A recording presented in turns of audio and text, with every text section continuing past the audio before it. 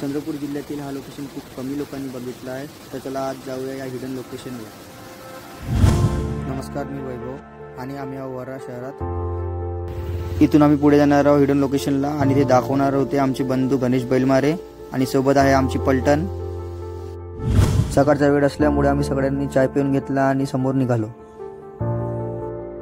समोर निघताच आम्हाला कळलं की आता समोर धूळ खातच जायचं होतं, त्यासाठी आम्ही आधीच तयारीत आलो होतो।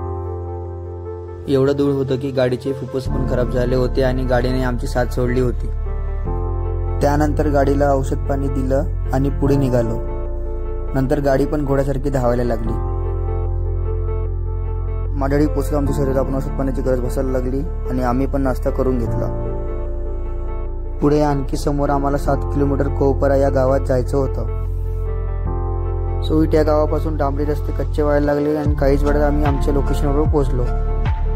इथून पुढे काही अंतर गेल्यानंतर दगडी रस्ता पार करून मेन लोकेशनवर पोहोचायचं होतं आणि फायनली आम्ही आमच्या लोकेशनवर पोहोचलो। झुंजाई हा धबधबा निसर्गरम्य आणि आकर्षक असून धोकादायक सुद्धा आहे। इथल्या खोलाचा अंदाज नसल्यामुळे काही लोकांचा जीव पण गेलेला आहे। पुन्हा एक वैशिष्ट्य म्हणजे नदीच्या तिकडे यवतमाळ जिल्हा आणि इकडे चंद्रपूर जिल्हा आहे। काहीच वेळानंतर या निसर्गाच्या खुशीत आमची आंघोळीची इच्छा झाली आणि आम्ही पण कमी खोल पाण्यात आंघोळ केली। उन्हाच्या वाढीमुळे आम्ही सगळ्याची घरी जायची वेळ झाली आणि आम्ही सगळे घराकडे वळलो। तर चला मित्रांनो, इथेच ब्लॉग संपवतो। तुमचा मित्र वैभव। जय हिंद, जय महाराष्ट्र।